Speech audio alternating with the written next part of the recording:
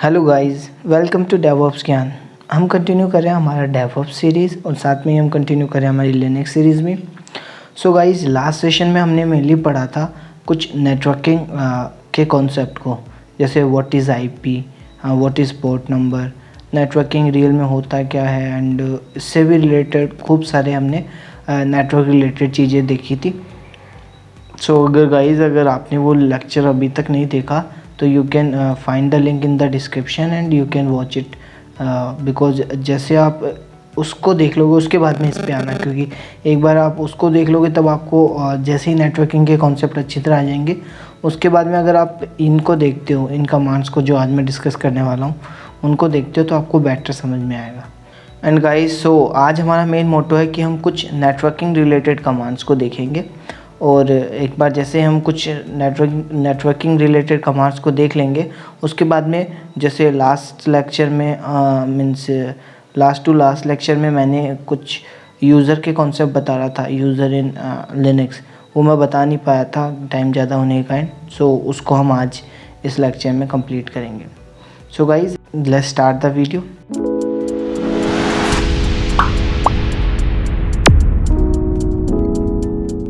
So guys, आज mainly हम पहले बेसिक्स नेटवर्किंग कमांड्स में इन 5 कमांड्स के बारे में देखेंगे। सबसे पहले आईपी कन्फिग नहीं, इफ कन्फिग, एंड उसके बाद में ping, nslookup, curl and डब्ल्यू गेट कमांड। इन 5 नेटवर्किंग कमांड्स के बारे में देखेंगे। एंड उसके बाद में मैं आपको थोड़ा कॉन्सेप्ट बताऊंगा यूज़र इन लिनक्स के बारे में। सो गाइज़, स्टार्ट करते हैं हम हमारा लेक्चर, और इसमें हम चलते हैं हमारी वीएम पे। सो गाइज़, मैंने कल बताया था कि आईपी कितनी इम्पोर्टेंट है, या फिर आईपी से हम दूसरे कंप्यूटर से कनेक्ट हो ईज़िली कैसे हो सकते हैं, कैसे आईपी आपको हेल्प करती है किसी भी दूसरे प्रोग्राम को, या मतलब रिमोट कंट्रोल करना, इन सब में। सो मैंने लास्ट लेक्चर में बताया था। तो अब इसमें हमको खुद के पीसी की प्राइवेट आईपी देखनी है। प्राइवेट आईपी देखनी है तो आप कैसे देख सकते हो? तो उसके लिए आप मेनली कर सकते हो ifconfig command, IFCONFIG, ifconfig command. So जैसे आप इसको करोगे तो यहाँ पे जैसे मेरे ज़्यादा आ रहे हैं, क्योंकि मेरे वाले सिस्टम में जैसे कुछ दूसरे टूल्स भी इंस्टॉल है, जैसे डॉकर इंस्टॉल है, और डॉकर के कारण मेरे को ये वाला नेटवर्क कार्ड भी अपने आप बन गया इसमें। सो 2 एक्स्ट्रा नेटवर्क कार्ड है, और बाकी मैंने मेरे वाले वीएम में अगर आप देखोगे तो 2 नेटवर्क कार्ड है, एक ENP0S3 और एक ENP0S8। जब आप इफ़ कन्फिग करोगे तो आपके सिर्फ ये एक ही नेटवर्क कार्ड होगा। जैसे अगर आप इधर आते हो तो जैसे मेरे 2 ईथरनेट कार्ड आ रहे हैं, आपके सिर्फ एक सिंगल ईथरनेट का कार्ड आएगा।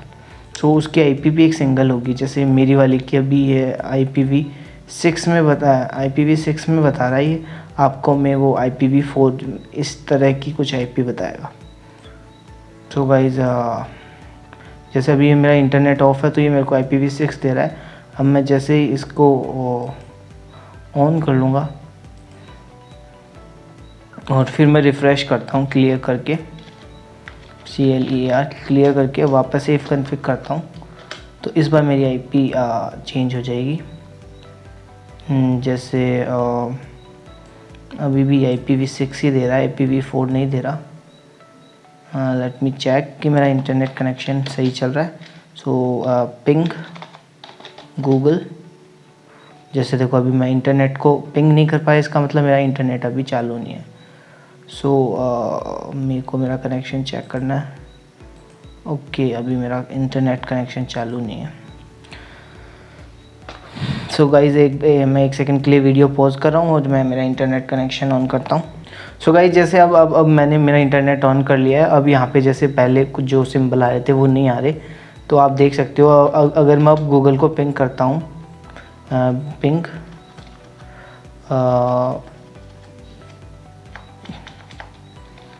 PING ping www.google.com।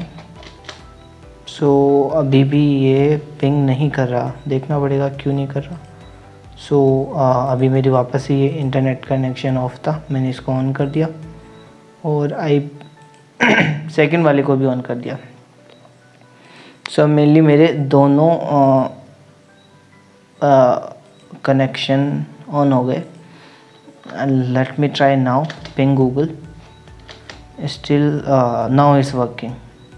Okay, so आपको मेनली पता चल गया होगा कि जब इंटरनेट नहीं चलता तो आपको मेनली ऐसी एरर आएगी। तो ये थोड़ा अच्छा हुआ कि हमने अभी इंटरनेट ऑफ कर रखा था।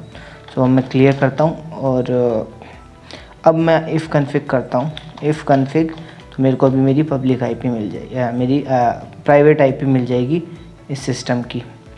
सो जैसे मेरा ENPS3 में मेरी आईपी है ये 192.168.15.50।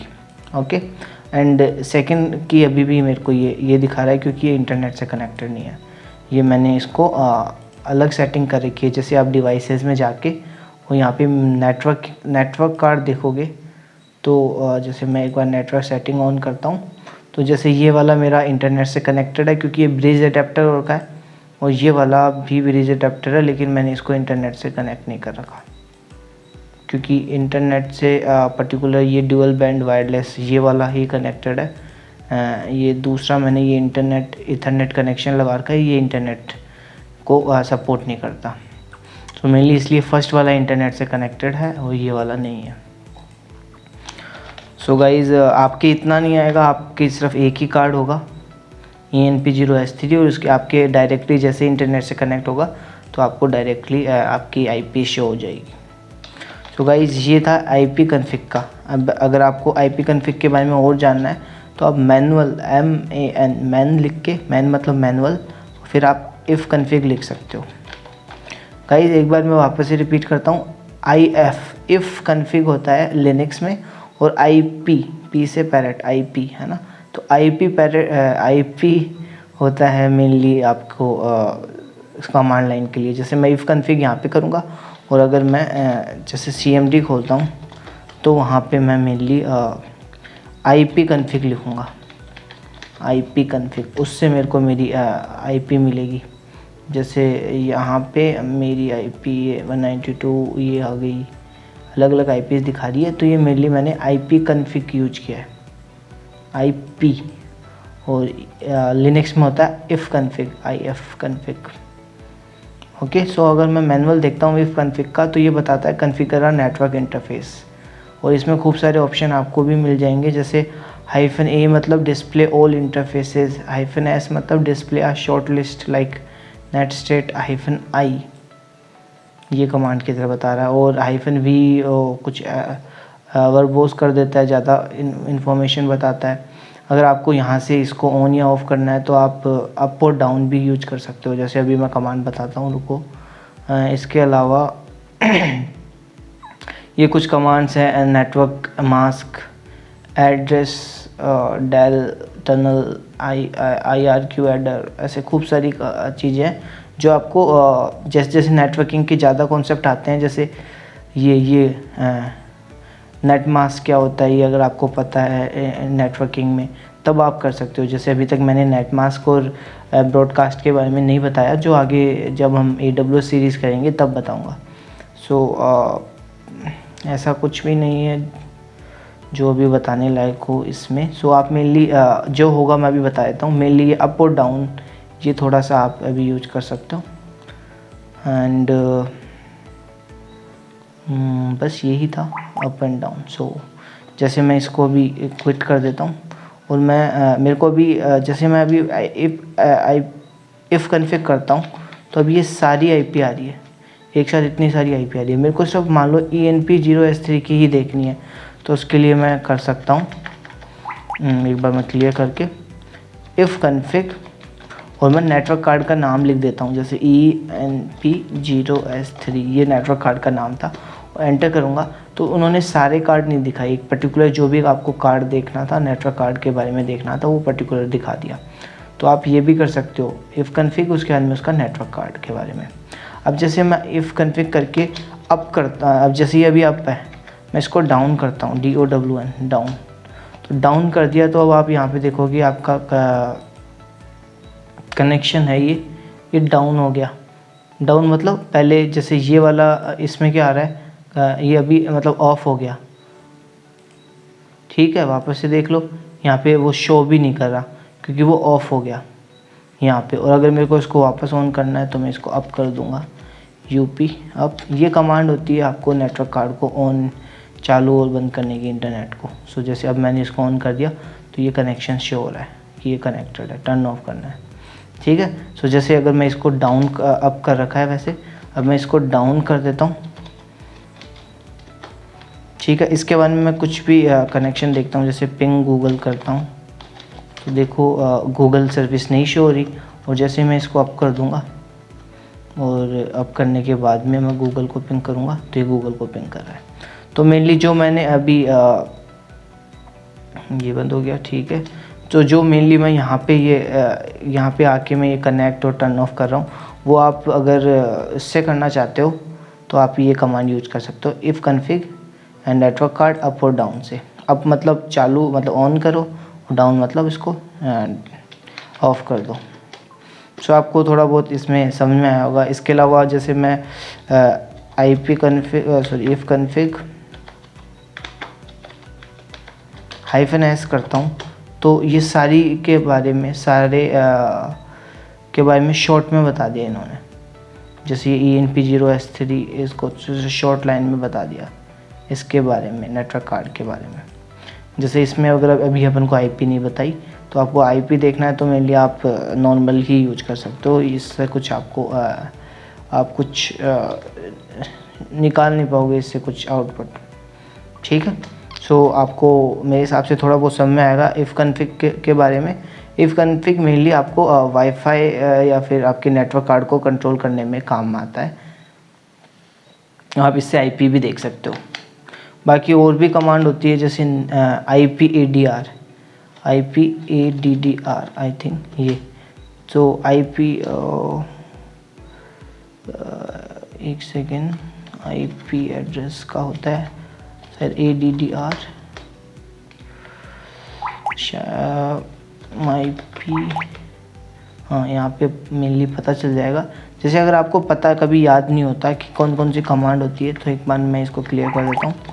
तो आप क्या कर सकते हो, जो भी कमांड का स्टार्टिंग पता है वो लिख के टैब दबा दो, 2-3 बार टैब दबा दो, तो उससे रिलेटेड जितनी भी कमांड है वो सब आ जाएगी। जैसे IP नाम से भी होती है, IP6 टेबल्स, IPS। तो ये IP से रिलेटेड इतनी सारी कमांड है। सो इसमें मैं जो ढूंढ रहा था वो थी यहाँ पे मेरे को मिल नहीं रही, वो भी शायद वो इसमें नहीं होगी, वो और दूसरे शायद उबंटू में हो सकती है, मेरे को अभी याद नहीं है। सो आप जैसे IP कमांड क्या करती है, IP कमांड IP फिर ADDR। हाँ, जैसे IP एड्रेस वाली कमांड है तो ये भी आपको मेनली IP एड्रेस बता सकती है, लेकिन ये आपको थोड़ा ऐसे अजीब सा आउटपुट दे रही है तो आप इसको ज़्यादा अच्छी तरह पढ़ नहीं पाओगे, इसलिए मैंने वो इफ़ कन्फिग कमांड बताई थी। जैसे ये ENP0S3 इसकी IPv6 बता दिया इन्होंने, और IPv4 यहाँ पे शो नहीं किया इन्होंने। तो इससे आप इसको मेनली इतना नहीं समझ पाओगे। सो आप मेनली ये मान लो इफ़ कन्फिग आपको बहुत ज़्यादा हेल्प करने वाला है। ये इफ़ कन्फिग और नेटवर्क कार्ड उसका नाम, और ENP0S3।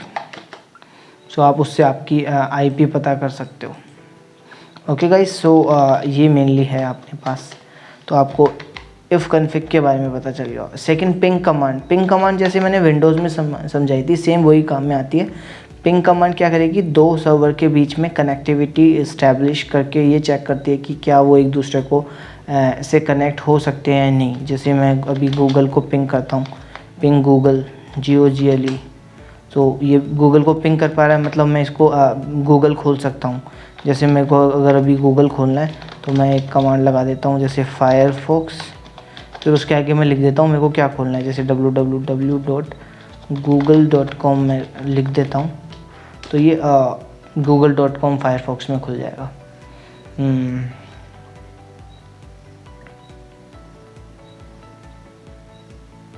तो ये गूगल सर्च करना स्टार्ट कर दिया, थोड़ा सा स्लो है, बाकी जल्दी कर देता है। सो जैसे ये google.com आ गया, तो आप ये ऐसे यहाँ से भी देखो सीधा कंट्रोल कर पा रहे हो, ऐसे ही यहाँ से भी आप पिंग से भी आप पता कर सकते हो मेनली कि google.com से आप सीधे कनेक्ट हो सकते हो या नहीं। ठीक है, तो जैसे मैंने इसको कंट्रोल सी कर दिया, ये बंद हो गया। Late me clear it. अब ऐसे ही मेरे को facebook.com को करना होता तो www.facebook.com, तो ये फेसबुक को भी यहाँ से मेनली पिंग कर पा रहा है। ये फेसबुक की आईपी हो गई और ये पिंग कर पा रहा है। सो आप इसको भी मेनली आप देख सकते हो। और अगर आप पिंग के बारे में और जानना चाहते हो तो वही उसका मैनुअल पढ़ लो। इसका भी मैनुअल है। Send ICMP echo request to network host, ये मेनली करता है पिंग। ICMP क्या एक प्रोटोकॉल है एंड उसको रिक्वेस्ट भेजता है और वहाँ से रिक्वेस्ट पता करता है कि आप उससे कनेक्ट कर सकते हो या नहीं किसी दूसरे सर्वर से। तो इसमें बहुत सारे ऑप्शन, जैसे मैंने बताया था -4 IPv4 से ही कनेक्ट करेगा। -6 लगा दिया तो वो सिर्फ IPv6 से ही कनेक्ट करेगा। -A Audible ping, -A -B ये जितने भी काउंट को बढ़ाना है, मैंने बताया था। अगर इसको 5 कर दोगे तो वो 5 बार मैसेज आपको 5 पैकेट भेजेगा, उसके बाद में रुक जाएगा। पैकेट की साइज, ऐसे खूब सारे ऑप्शन हैं, तो आप इसको देख के अपने हिसाब से कंट्रोल कर सकते हो। वैसे मैंने विंडोज़ वाले में बहुत ज़्यादा अच्छी तरह से बताया था, तो आप विंडोज़ वाले भी यूज कर सकते हो ऑप्शंस, या फिर विंडोज़ वाले से देख लेना। बाकी इस मैनुअल के को आप लगभग पढ़ लेना। आप इसमें विंडोज़ से ज़्यादा ऑप्शन है अगर आप देखोगे तो। सो आप मेनली इसको एक बार पढ़ लेना। इसमें ये मैनुअल बहुत बड़ा है, तो आपको मेनली इसके बारे में पूरा पता चल जाएगा। बाकी मैं एक बार, जैसे google.com में हमने किया था, अगर मैं facebook.com में -4 लगा के करता तो ये अभी जैसे ये IP दे रहा है तो ये अभी IPv4 ही दे रहा है। लेकिन अगर मैं IPv6 करूँगा और पिंग करता हूँ तो जैसे इसको अभी IPv6 कोई डायरेक्ट नहीं मिल रहा, इसलिए ये अभी पिंग नहीं कर रहा। सारे पैकेट लॉस हो गए क्योंकि फेसबुक का IPv6 सर्वर इसको नहीं मिला। लेकिन अगर हम google.com की देखते हैं, जैसे ping, let me clear then go, हाँ जैसे पिंग गूगल मैंने किया और -4 लगा दिया तो ये मेनली -4 वाले IPv4 Ctrl+C IPv4 को पिंग कर रहा है। और अगर मैं इसके लास्ट में -6 लगा देता हूँ तो ये IPv6 को करेगा, बट इसमें भी इसको मेनली नहीं मिल रहा। मेरे को लगता है राउट टेबल में मैंने कुछ सेटिंग कर रखी होगी। route-n,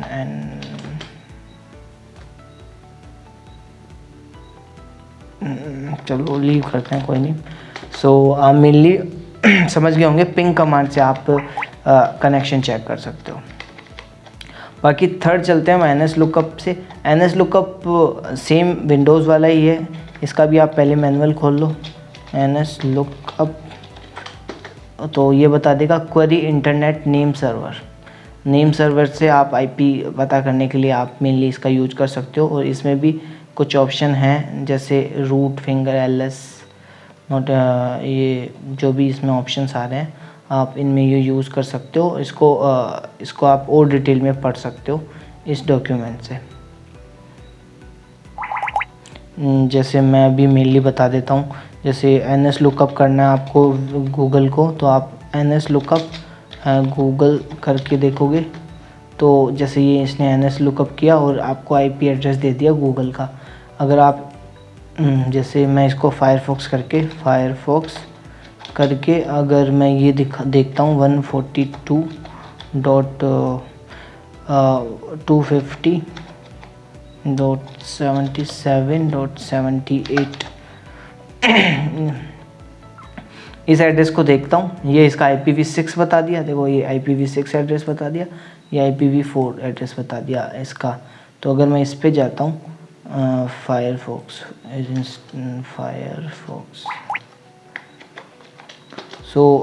अब ये फायरफॉक्स आपको मेनली google.com ओपन कर देगा IPs के थ्रू। तो NS लुकअप आपको मेनली IPv4 IPv6 दोनों बता देता है। जैसे अगर हम देखते हैं इसको, तो ये न्यू टैब में अभी अपने आप ही खुल रहा है। Let's waiting for this. And जैसे ही इसको एक बार चला लेता है तो आपको पता चलेगा कि google.com को इसने ओपन कर दिया।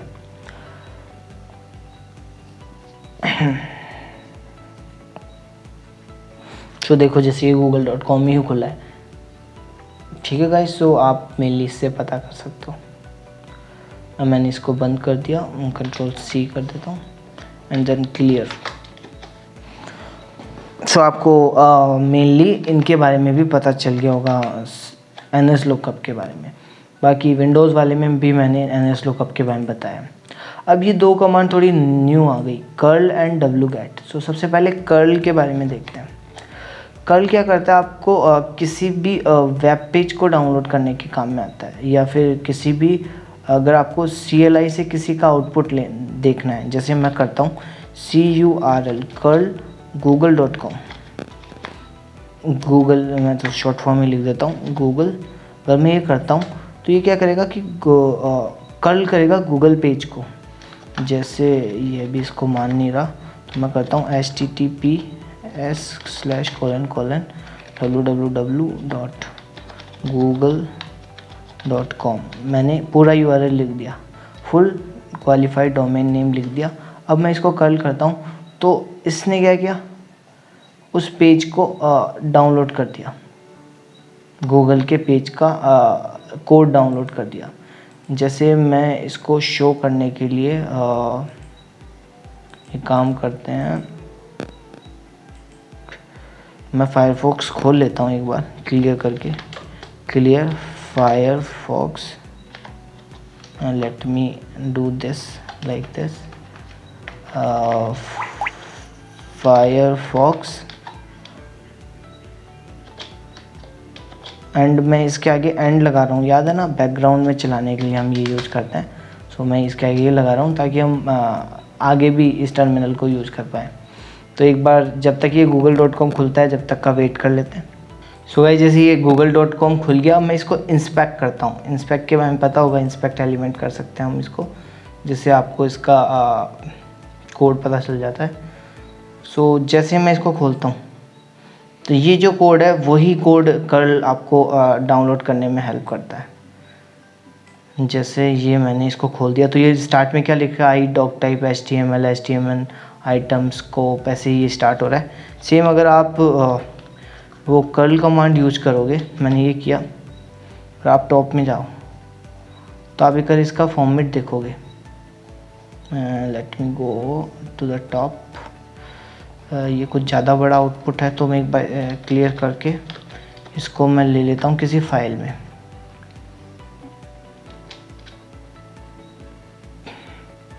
फाइल में नहीं तो आप मेनली अभी आपको ये समझ नहीं आएगा कि मैं क्या कर रहा हूँ, लेकिन आप भी ये करना, आपको कुछ अलग मतलब पाइपिंग का कॉन्सेप्ट हो गया ये, मैं अगली कुछ क्लासेस में बताऊंगा पाइपिंग का कॉन्सेप्ट। तो आप अभी इसको इग्नोर कर देना। मेनली मैं क्या कर रहा हूँ, इसी के आउटपुट को देखने के लिए कुछ तरीका यूज़ कर रहा हूँ।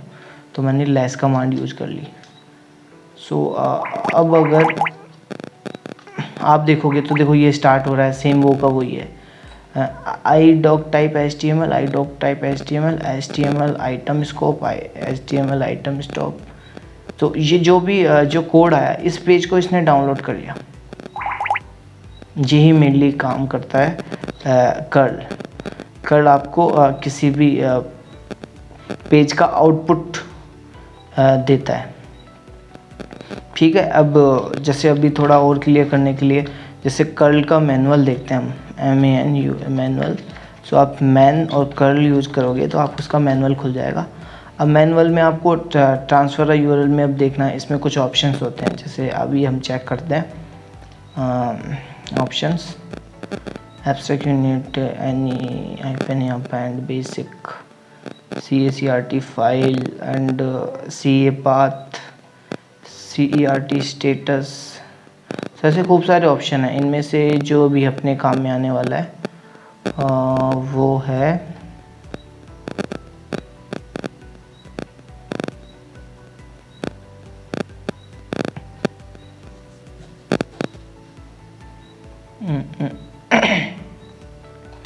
जो है इसमें cookie jar, cookie create directory,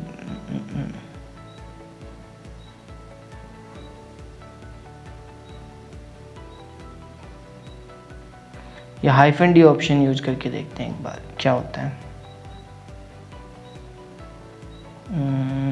digest. सो आप इसको देख लोगे, ये बहुत बड़ा डॉक्यूमेंट है, आप इसके बारे में जितना देखोगे उतना ही कम है। और बाकी ये कमांड मैं बता रहा हूँ कि ये आगे अपन को बहुत यूज़ आने वाली है, curl. So guys mainly curl command से आप किसी भी वेब पेज का कोड या वेब पेज को डाउनलोड कर सकते हो। आप इसको किसी फाइल में सेव करके आप इसको चेक भी कर सकते हो, या फिर मान लो अगर कभी आपको किसी एक वेब पेज का कोड चाहिए तो आप मेनली कर्ल करके उसको डाउनलोड कर सकते हो। ओके एंड अगर आपको इंटरनेट से कोई फाइल डाउनलोड करनी है तो उसके लिए आप wget कमांड कर सकते हो। सो गाइस wget को आपको समझने के लिए आप मैन wget कर सकते हो एंड आपको इससे wget के बारे में मिल जाएगा। सो मेनली ये डाउनलोड करने के काम में आता है किसी भी फाइल को, एंड ये बहुत सारे ऑप्शन सपोर्ट करता है, ये आप देख सकते हो। जैसे you may have several option to not require argument to get the like -drc and इन्होंने कुछ एग्जांपल्स भी दे रखे होंगे। सो मेनली पहले तो ये देख लो क्या क्या ऑप्शन है, -v, -h, -b, -e, -o, -a, -d। सो ऐसे खूब सारे ऑप्शन है जो आप इनको जैसे से पढ़ोगे आप उसके हिसाब से आप देख सकते हो इनको क्या क्या ऑप्शन ये सेव करता है। बाकी मेनली ये मेन इसका यूज़ है किसी भी फाइल को डाउनलोड करने के काम में आता है। एंड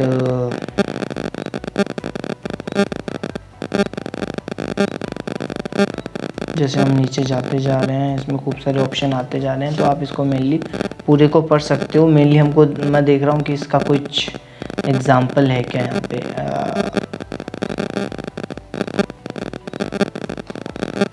ये बहुत बड़ा डॉक्यूमेंट है।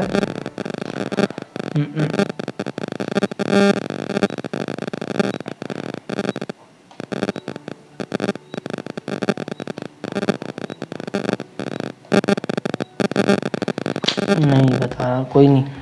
तो आप मेनली wget से कर सकते हो। गाइज अभी मैं कर्ल में एक चीज़ भूल गया, जैसे आपको कर्ल आपको कुछ ऑप्शन होता है जैसे -i, कर्ल -i, और मैं इसको लिख देता हूँ जैसे https://www.google.com।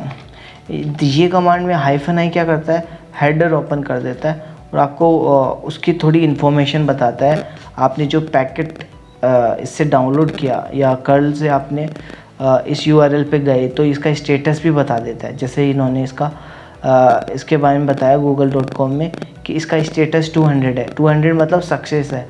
अगर आप रिटर्न टाइप देखते हो, रिटर्न टाइप किसी भी सर्वर के बारे में देखते हो तो एक रिटर्न टाइप कॉन्सेप्ट होता है, रिटर्न टाइप।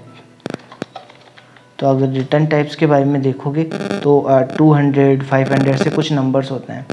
तो 200 का रिटर्न टाइप 200 लिख देता हूँ मैं एक काम, तो रिटर्न टाइप 200।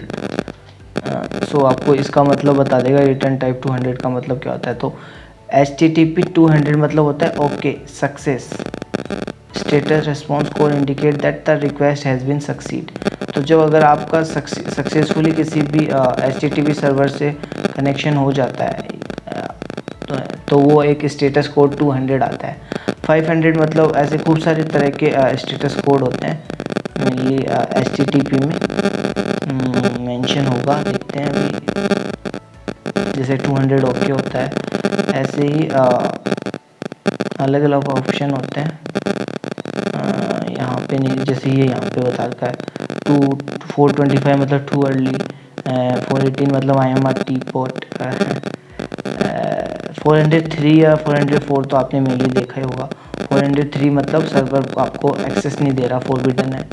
404 मतलब पेज नॉट फाउंड। ऐसे ये कुछ ऑप्शंस होते हैं जो आप देखते हो पेज पे, तो वो ऑप्शंस आप कर्ल कमांड से मेनली पता चल जाता है 200 ये और भी अगर इसके बारे में देखते हो तो ये कंटेंट टाइप बता रहा है कि ये टेक्स्ट HTML का कंटेंट है और भी SSL के, मतलब बहुत सारी चीज़ें आपको यहाँ पे शो कर रहा है। तो आप हेडर को चेक करना है तो आप -i यूज कर सकते हो कर्ल में। और wget का मैंने बता दिया, आपको थोड़ा कम समझ में आ रहा होगा लेकिन फिर भी कोशिश करना। अभी इसलिए भी नहीं आ रहा क्योंकि अभी हम किसी प्रैक्टिकल के साथ में नहीं कर रहे। आगे क्या होगा कि किसी प्रैक्टिकल के साथ में करेंगे ये, तो तब आप इसका बेटर समझ सकते हो इसको। तो wget आपको किसी भी फाइल को डाउनलोड करने में काम में आता है। कोई इमेज हो उसको डाउनलोड कर सकता है, किसी सॉफ्टवेयर को भी मेनली है डाउनलोड कर सकता है, अगर wget कमांड से आप कर सकते हो। तो गाइस ये था नेटवर्किंग का पार्ट। तो ये अगर हम देखो तो आप नेटवर्क में आप समझ गए होंगे IP कॉन्फ़िग, IP और वाईफाई को कंट्रोल करने के काम में आता है, नेटवर्क कार्ड को कंट्रोल करने के काम में आता है, पिंग कनेक्शन बताता है, NS लुकअप से आप किसी की भी सर्वर की IP चेक कर सकते हो, उसके बारे में जान सकते हो, उसका DNS से उसके IP के बारे में। कर्ल से आप किसी भी पेज को डाउनलोड कर सकते हो उसका कोड के साथ में, या उसको जैसे अभी आप फायरफॉक्स में किसी भी साइट पे जाते हो तो एक्चुअल में वो बैकग्राउंड में कर्ल ही करता है। कर्ल मतलब उसके सारे कंटेंट को डाउनलोड करके ब्राउज़र को देता है, फिर ब्राउज़र उसको एक पर्टिकुलर फॉर्मेट में प्रिंट करता है या शो करता है अपन को। सो मेनली कर्ल का काम क्या होता है कि उसको उस URL की उस URL के कोड को मतलब उसको रिट्रीव करना। और wget किसी भी सॉफ्टवेयर को डाउनलोड करने या किसी सॉफ्टवेयर नहीं सॉरी किसी भी फाइल का कुछ भी कंटेंट अगर आप डाउनलोड करना चाहते हो स्पेसिफिक, तो आप wget कमांड से कर सकते हो। ये wget के बारे में हम मेनली आगे कुछ क्लासेस में देखेंगे। अब है concept of users in Linux. तो कॉन्सेप्ट यूज़र्स का क्या कॉन्सेप्ट है, तो यूज़र के कॉन्सेप्ट को समझने के लिए मैं पहले बताता हूँ। किसी भी सिस्टम में लिनक्स में मेनली दो तरह के यूज़र होते हैं, एक होता है रूट यूज़र और एक होता है normal user. So root user जैसे अगर आप विंडोज़ चलाते हो तो विंडोज़ में एक होता है एडमिनिस्ट्रेटर। जैसे मैं कभी CMD चला रहा हूँ, मैं CMD पे क्लिक करता हूँ कमांड प्रॉम्प्ट पे, यहाँ पे लिखता हूँ, एक सेकेंड, हाँ तो ये लिखकर रन एज एडमिनिस्ट्रेटर। तो एक यूज़र होता है एडमिनिस्ट्रेटर जिसके पास सारी परमिशन होती है, और एक होता है नॉर्मल यूज़र। ऐसे सेम लिनक्स में जो रूट यूज़र होता है उसके पास सारी प्रिविलेज होती है, वो पूरे सिस्टम में कुछ भी कर सकता है, किसी भी फोल्डर को डिलीट, किसी भी फोल्डर को चलाना, सब कुछ कर सकता है। बट और सेकंड यूज़र होता है नॉर्मल यूज़र। नॉर्मल यूज़र वो यूज़र होते हैं जिनको हाँ रूट यूज़र परमिशन देता है कि वो क्या क्या चीज़ कर सकता है या क्या क्या चीज़ नहीं कर सकता। तो जैसे अगर हम मेनली विंडोज़ में जाते हैं, जैसे मैं यहाँ पे आ गया, इन सबको बंद कर देता हूँ। तो अभी मैं क्लोज टैब्स। सो अभी मैं देखता हूँ कि मैं कौन सा यूज़र हूँ।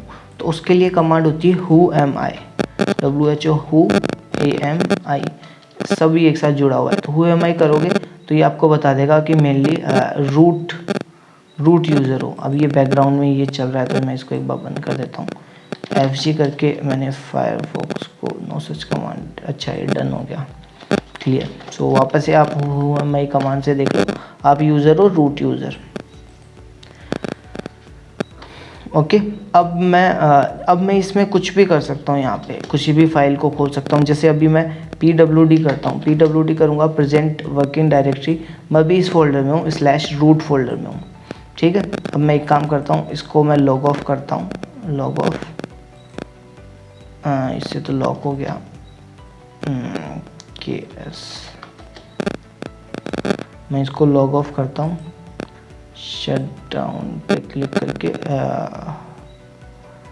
पावर ऑफ का ऑप्शन आ रहा है, लॉग ऑफ का ऑप्शन आता है यहाँ पे, हाँ ये लॉग आउट कर दिया मैंने इसको।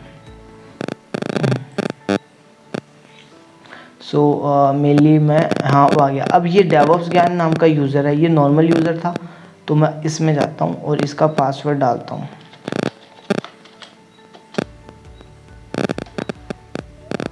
सो मैंने इसका पासवर्ड डाला और एक बार हम इसमें चलते हैं। सो गाइस जैसे ये खुल गया, इसमें मैं एक टर्मिनल ओपन करता हूँ।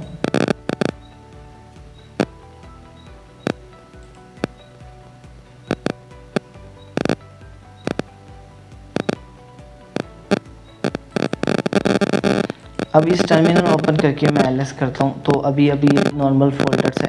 अब जैसे हमने लास्ट में देखा था हमको इस फोल्डर में जाना है /root नाम के में। अब जैसे इसमें जाने की कोशिश करोगे तो इसने बोला परमिशन डिनाइड। क्यों? तो आपको कुछ पता चल रहा है, रूट किसी पे भी फोल्डर में जा सकता था। ये मैं पहली बार खोल रहा हूँ तो ये कुछ ऑप्शंस दिखा रहे हैं बैकग्राउंड में।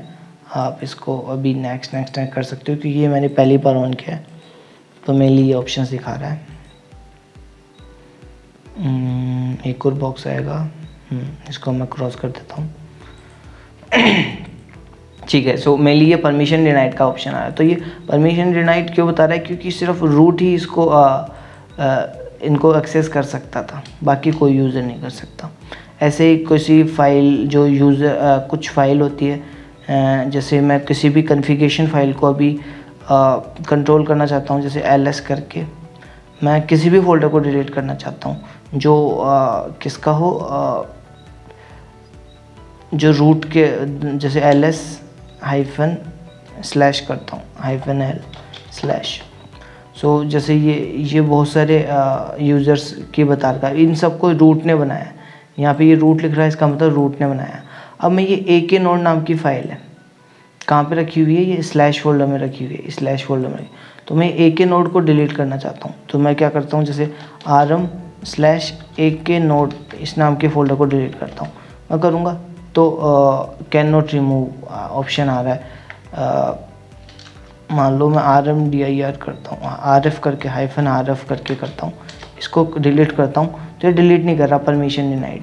तो परमिशन डिनाइड का ऑप्शन आ रहा है इसमें। मेनली आप कुछ भी करना चाहते हो परमिशन डिनाइड। क्यों? क्योंकि आपको अब जो आप यूज़र हो वो आप पावर यूज़र नहीं हो, मतलब मेनली रूट यूज़र नहीं हो, अब आप एक नॉर्मल यूज़र हो। और नॉर्मल यूज़र को सारी परमिशन नहीं रहती, कुछ परमिशन कर सकता है। जैसे अभी जो जिस फोल्डर में है ये, अभी मैं pwd करके देखता हूँ तो मैं pwd इस फोल्डर में हूँ, होम डेवऑप्स ज्ञान। इसमें मैं चाहूँ तो कुछ भी बना सकता हूँ। नई फाइल बनानी है, टच मैं बनाता हूँ मान लो ks, तो मैंने टच ks करके ls करूँगा तो ये ks नाम की फ़ाइल बना दी। ठीक है, और कैसे पता चला? ये मैंने ही बनाई है, तो मैं ये -l करूँगा तो ये देखो ks नाम की फ़ाइल किसने बनाई है? डेवऑप्स ज्ञान ने बनाई है ये। सो आपको मेरे लिए पता चल रहा है ये। ठीक है, सो ये ks नाम आपको ये यूज़र का कॉन्सेप्ट समझ में आ रहा होगा। तो कुछ यूज़र्स होते हैं जिनको सारी परमिशन होती है, उसको बोलते हैं रूट यूज़र या pseudo user. Okay, and normal user होते हैं, उनको सारी परमिशन नहीं होती। हाँ, लेकिन हम नॉर्मल यूज़र को सूडो यूज़र या फिर रूट यूज़र बना सकते हैं। तो उसके लिए आप या तो उसको sudoers नाम की एक फ़ाइल होती है उसको अपडेट कर दो, या फिर आपको कुछ भी कराना है। मान लो मैं किसी भी फ़ाइल को डिलीट करना चाहता हूँ जो रूट से बनी हुई है। जैसे मैं वापस से ls/ करता हूँ, यहाँ पे जैसे ये फ़ाइल है ll.txt। ठीक है, मैं इसको एक बार -l करके ll.txt देखता हूँ, ll.txt। तो ये किसने बनाई है? रूट ने बनाई है। और आपको पता है रूट की फ़ाइल को, जैसे मैं अभी कैट तो करा सकता हूँ, cat/ll.txt को मैं कैट तो करा सकता हूँ, जैसे ये खाली फ़ाइल है अभी, तो मैं कैट तो करा सकता हूँ लेकिन इसको डिलीट नहीं कर सकता। जैसे मैं नॉर्मल डिलीट करता हूँ तो rm करके मैं डिलीट करता हूँ तो ये नॉर्मल डिलीट नहीं करेगी। यस, तो ये परमिशन डिनाइड आ रहा है। लेकिन अगर मेरे को फिर भी इसको डिलीट करना है तो उसके लिए मैं इसको हायर प्रिविलेज दे सकता हूँ। और अगर आपको हायर प्रिविलेज देनी है तो उसके लिए कमांड होती है sudo। मतलब आप उसको सुपर यूज़र बन के ये काम कर रहे हो, सुपर यूज़र प्रिविलेज दे रहे हो और बोल रहे हो कि अब इसको रिमूव कर दो। अब आप जब सूडो करोगे तो ये इस बार जैसे ये डिलीट नहीं कर रहा है, ये बोल रहा है कि आप डेवऑप्स ज्ञान हो, आप आपका पासवर्ड बताओ। जैसे ये रूट की बनाई हुई फ़ाइल है उसको आप डिलीट नहीं कर सकते। जैसे अगर मैं अपना पासवर्ड भी बता दूंगा फिर भी ये मेनली इसको डिलीट नहीं करेगा। जैसे मैंने अभी अपना पासवर्ड बता दिया, फिर भी ये इसने इस फाइल को वो नहीं किया, क्योंकि मैं भी एक सूडो यूज़र नहीं हूँ, सूडोवर्स नहीं हूँ। सूडो फाइल में मेरा नाम नहीं लिखा हुआ। डेवऑप्स ज्ञान एक नॉर्मल यूज़र है, वो मेनली किसी भी फाइल को डिलीट या वो नहीं कर सकता। तो इसने मेरे को वार्निंग भी दे दी और कुछ सजेशन दे दिए, जैसे respect the privacy of other, think before you type, ये कुछ भी। तो ये क्यों बोल रहा है, क्योंकि हो सकता जैसे रूट वाला यूज़र है, अब मान लो रूट का कुछ इंपॉर्टेंट फाइल होती है, ये मेनली ये कॉन्सेप्ट होता है लिनक्स में इसलिए क्योंकि रूट की हो सकता है कुछ इंपॉर्टेंट फाइल है जिसको नॉर्मल यूज़र डिलीट करना चाह रहा है, तो अगर गलती से उसको कर देता तो हो सकता है कि रूट का कुछ ज़्यादा बड़ा लॉस हो जाए। तो उसके लिए लिनक्स आपको ये प्रोटेक्शन देता है कि अगर आप नॉर्मल यूज़र हो तो आप रूट का कुछ भी चीज़ डाउनलोड या डिलीट नहीं कर सकते या अपडेट नहीं कर सकते। जैसे कई जगह पे आपको सूडो कमांड हेल्प कर देगी अपडेट करने में, लेकिन हर जगह नहीं करेगी, क्योंकि जैसे डिलीशन वाला पार्ट तो मेनली क्रिटिकल होता है, किसी चीज़ को अपडेट करना होता है, वहाँ पे आप सूडो वर्ड्स यूज कर सकते हो। जैसे मेरे को ll.txt को इसके अंदर कुछ लिखना होता, जैसे मैं gedit करता हूँ सूडो लगा के, सूडो gedit ll.txt /ll.txt ये करता हूँ। अब मैं इसमें डेवऑप्स ज्ञान का पासवर्ड लिख देता हूँ रेड हैट। इसकी भी मेरे को अभी परमिशन नहीं है, ठीक है। तो मेनली आपको थोड़ा बहुत समझ में आया होगा कि दो तरह के यूज़र होते हैं, एक होता है रूट यूज़र और दूसरा होता है नॉर्मल यूज़र। नॉर्मल यूज़र कितने भी हो सकते हैं, ठीक है, तो उन यूज़र्स को परमिशन नहीं होती रूट की जितनी, बट अगर आपको कुछ भी अपडेट करना हो उसमें आप इसको कर सकते हो। अब आपको मान लो कि रूट यूज़र से पावर यूज़र बनना है या तो आप उसके लिए सूडो सू कमांड यूज कर सकते हो। जैसे मैं लिखता हूँ सूडो सू हाइफन लगा के जो भी यूज़र मेरे को बनना है, दूसरा यूज़र बन सकते हो। जैसे अब मेरे को रूट यूज़र बनना है यहाँ से, तो अगर मैं ये करूँगा तो ये जैसे डेवऑप्स गान का पासवर्ड पूछ रहा है, शायद ही जा पाए, सूडो वर्ड्स में नहीं है तो आप यहाँ से नहीं जा सकते। तो जैसे मैं लॉग आउट करके रूट बनता हूँ,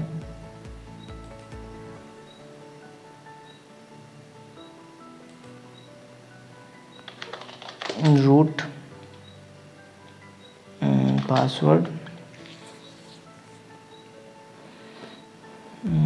ये वीडियो भी थोड़ी लंबी हो रही है गाइस, मैं इसको जल्दी से ख़त्म करने की कोशिश करता हूँ। सो गाइस जैसे ये ओपन हो गया, मैं सुपर यूज़र हूँ, रूट यूज़र हूँ और मैं पूरे पीसी में कुछ भी कंट्रोल कर सकता हूँ। जैसे मैं अभी ls/ करता हूँ तो यहाँ पे अभी ये ll.txt फाइल है, अगर मैं इसको रिमूव करना है तो मैं अभी यहाँ पे आराम से कर सकता हूँ, मेरे को क्योंकि परमिशन है, क्योंकि मैं सुपर यूज़र हूँ। अब मैं रिमूव करके नॉट दिस ll.txt करता तो ये यस करूँ, ये डिलीट कर दी, ठीक है। जैसे मैं ls करूँगा तो पहले ये फाइल थी ll.txt, अब यहाँ पे ये फाइल नहीं है, ठीक है। तो मेनली रूट यूज़र बन के मैं कुछ भी कंट्रोल कर सकता हूँ। जैसे अभी डेवऑप्स ज्ञान में हमने एक फ़ाइल बनाई थी, जैसे हम चलते हैं /home, याद होगा होम और डेवऑप्स ज्ञान नाम का फोल्डर था, इसमें थे। तो इसमें जाके जैसे ये KS नाम की फ़ाइल बनाई थी, मैं इसको भी डिलीट करना चाहूँ तो कर सकता हूँ। जैसे ls करके KS है, मैं rm KS कर दूँ, यस, ये लो ls करके देखोगा तो वो मैंने फाइल, मतलब सुपर यूज़र नॉर्मल यूज़र्स की फाइल्स को कुछ भी डिलीट या कुछ भी कर सकता है उनके साथ, लेकिन एक नॉर्मल यूज़र सूडो यूज़र्स को नहीं कर सकता क्योंकि उसको परमिशन नहीं है। आपको मेनली समझ में आ गया होगा कि रूट यूज़र के पास सारी प्रिविलेज है लेकिन सूडो यूज़र्स के पास नहीं है। सॉरी, रूट यूज़र के पास सारी प्रिविलेज है लेकिन नॉर्मल यूज़र के पास नहीं होती। सो आपको मेनली समझ में आ गया होगा इसके बारे में। जैसे आप विंडोज़ में भी देखते हो तो कई बार क्या होता है कि आप कुछ काम नहीं कर पाते, फिर आपको करना होता है तो आप राइट क्लिक करके जैसे रन एज एडमिनिस्ट्रेटर चला के फिर करते हो। सो वो इसलिए करते हो क्योंकि एडमिनिस्ट्रेटर के पास ज़्यादा पावर होती है, वो किसी भी तरह की फाइल्स को प्ले कर सकता है। सो इसीलिए तो गाइस आपको इसका बारे में पता चलेगा। अब कुछ कमांड्स के बारे में बता देता हूँ। जैसे मेरे को एक नया यूज़र क्रिएट करना होता है तो उसके लिए कमांड होती है यूज़र ऐड। जैसे मेरे को एक अमित, मान लो कि मेरे को एक यश नाम का एक यूज़र बनाना है तो मैं कर देता हूँ यूज़र ऐड यश, ठीक है। तो ये एक न्यू यूज़र बना दिया यश नाम का।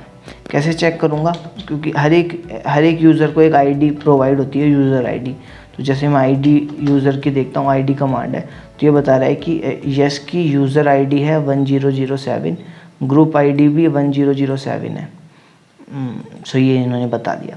बट जैसे मैं अब इसमें कुछ भी, जैसे मैं इसमें कौशल नाम का यूज़र देखता हूँ क्या एग्जिस्ट करता है, तो कौशल नाम का कोई भी यूज़र नहीं है। ये बोला नो सच यूज़र। आईडी लिख के, आईडी कौशल की चेक कर रहा हूँ, ऐसा कोई यूज़र ही नहीं है, तो आईडी कहाँ से मिलेगी।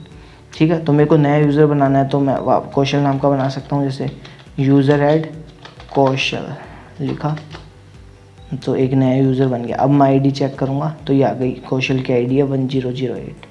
तो मेरे लिए आप गाइस समझ गए होंगे। तो यूज़र ऐड का मतलब किसी यूज़र को जब आपको क्रिएट करना है तो, और किसी यूज़र को डिलीट करना है तो उसके लिए कमांड होती है यूज़र डेल। जैसे मैं कौशल को डिलीट करना चाहता हूँ तो यूज़र डेल कौशल किया, तो अब वो जो यूज़र मैंने अभी क्रिएट किया था कौशल नाम का, वो डिलीट हो गया। जैसे अब मैं आईडी देखता हूँ कौशल की, तो नो सच यूज़र। ठीक है, अब ये यूज़र आप जैसे उसमें भी देख सकते हो। जैसे मैं एक काम करता हूँ, कंट्रोल F2 दबाता हूँ, कंट्रोल F1, यहाँ पे वैसे आ जाता है, अभी नहीं आया, नेक्स्ट बूट में आएगा वो। मेनली आपने यहाँ पे देखा कि ये कौशल नाम का यूज़र मैंने बना के हटा दिया, और यश नाम का यूज़र अभी भी बना हुआ है। एक काम मैं क्लियर करता हूँ। ये कमांड होती है यूज़र ऐड और यूज़र डिलीट, किसी भी यूज़र को क्रिएट करने के लिए और डिलीट करने के लिए।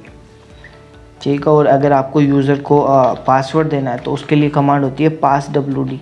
जैसे मैं पास WD और यस लिखता हूँ, तो जैसे डेवऑप्स ज्ञान का एक पासवर्ड था, ऐसे मैं इसका भी पासवर्ड लगा सकता हूँ। जैसे मैंने पासवर्ड यस किया, तो अब यस का मैं पासवर्ड सेट कर सकता हूँ। जैसे मैंने 1 2 3 सेव कर दिया, एक बार और 1 2 3, तो ये मेरे लिए बोल रहा है all authentication tokens updated successfully, मतलब मैंने यश नाम का यूज़र ढंग से बना लिया। ठीक है, अब मैं एक जैसे F2 करके चेक करता हूँ, F1, तो यहाँ पे एक यश नाम का यूज़र बन गया। जो पहले जैसे एक डेवऑप्स ज्ञान का ही नाम था, अब यहाँ पे यश नाम का बन गया। अब मैं यश को लॉगिन करता हूँ, तो ये मेरे से पासवर्ड मांग रहा है। मैं 1 2 3 लिख के करूँगा तो मैं उसमें लॉगिन हो जाऊँगा, जो मैं भी कर नहीं रहा। ठीक है, मैं वापस उस स्क्रीन पे जाता हूँ। गाइस, जो मैं अभी ये स्क्रीन चेंज कर रहा हूँ, ये रेडिट में नए रेडिट क्या है, मल्टी यूज़र और मल्टी TTY, मतलब टर्मिनल वो होता है, OS होता है। ये भी मैं आगे कुछ वीडियोस में आपको बताऊंगा। ये इसकी थोड़ी सी एक्स्ट्रा बेनिफिट्स है रेडिट में, तो उसके कारण मैं मेनली स्विच कर पा रहा हूँ। सो आपको यूज़र ऐड और पासवर्ड कमांड के बारे में पता चल गया होगा। यूज़र ऐड एक नए यूज़र को क्रिएट करने में, यूज़र डिलीट किसी यूज़र को डिलीट करने में, और पास WD उस यूज़र का पासवर्ड लगाने में काम आता है। ठीक है, अगर आपको वापस से पासवर्ड चेंज करना है यश का, तो आप चेंज कर सकते हो, लेकिन उसके लिए पहले आपको पासवर्ड देना। जैसे मैंने लिखा नया पासवर्ड 1 2 3 4, वापस से 1 2 3 4, तो अब इसका नया पासवर्ड हो गया। तो इसके लिए ये लास्ट पासवर्ड नहीं मांग रहा, क्योंकि आप रूट यूज़र हो। दूसरे यूज़र होता तो आपसे हो सकता है कि वो पासवर्ड मांग ले। जैसे यश है, तो उससे पहले खुद का पासवर्ड मांगते, फिर दूसरे पासवर्ड देते। तो ये है मेनली आपका चेंज करने, मतलब पासवर्ड सेट करना और यूज़र क्रिएट करना, जो आप विंडोज़ में भी करते हो, ऐसे ही आप कर सकते हो। जैसे अब मान लो आपके एक भाई को चलाना है, तो आप उसका एक यूज़र बना दो। जैसे उसका नाम मान लो रोहन है, तो यूज़र ऐड रोहन कर दो, तो यो रोहन नाम का एक यूज़र बन गया। और फिर रोहन को पासवर्ड दे दो। जैसे रोहन का पासवर्ड मैं रख देता हूँ ROHAN, रोहन का पासवर्ड मैंने लिख दिया RO123 ये लिख दिया। तो अब वो आप क्या कर सकते हो, आपके यूज़र को, आपके भाई को बोल सकते हो कि तेरे को लॉगिन करना है। तो जैसे मैं एक बार स्क्रीन दिखाता हूँ कि ये रोहन नाम का मैंने यूज़र बना दिया। यहाँ पे आना और आपका पासवर्ड लिख देना, तेरा पासवर्ड है RO123, और तू जा सकता है, ऐसे उसको आप बता सकते हो। तो वो आपका अपना खुद का पर्सनल स्पेस उसको यूज़ कर सकता है। मैं वापस स्क्रीन पे जाता हूँ, और अगर आपको उसको हटाना है, उसको रिमूव करना है, तो आप यूज़र डेल करके कर सकते हो। जैसे मैं अभी उसको डिलीट कर देता हूँ, यूज़र डेल ROHAN रोहन। तो वो रोहन नाम का यूज़र डिलीट हो गया। जैसे मैं वापस दिखाता हूँ, तो यहाँ पे डेवऑप्स ज्ञान और यश ही बचा है, रोहन नाम का हट गया। सो ये हो गया आपका कुछ कॉन्सेप्ट किससे रिलेटेड, यूज़र से रिलेटेड। तो आपको यूज़र समझ में आया होगा, दो तरह के यूज़र, रूट और नॉर्मल यूज़र। नॉर्मल यूज़र कितने भी क्रिएट कर सकते हो एंड उसका कैसे क्रिएट करना है वो भी बता दिया, और कैसे चेक करते हैं ये भी बता दिया, और कैसे डिलीट करते हैं ये भी बता दिया। इसके अलावा ये भी बता दिया कि कैसे पासवर्ड सेट करते हैं, और बाकी कुछ भी यूज़र से रिलेटेड कुछ भी न्यू होगा तो मैं आगे अगली कुछ वीडियोस में बता दूंगा। सो गाइज़ मेनली आज के इस वीडियो में इतना ही था। आई होप आपको ये वीडियो अच्छी लगी होगी। और सो गाइज़ अगर अभी तक देख रहे हो तो आप इसको लाइक सब्सक्राइब कर लेना एंड शेयर भी करना अपने फ्रेंड्स के साथ। So okay guys, bye.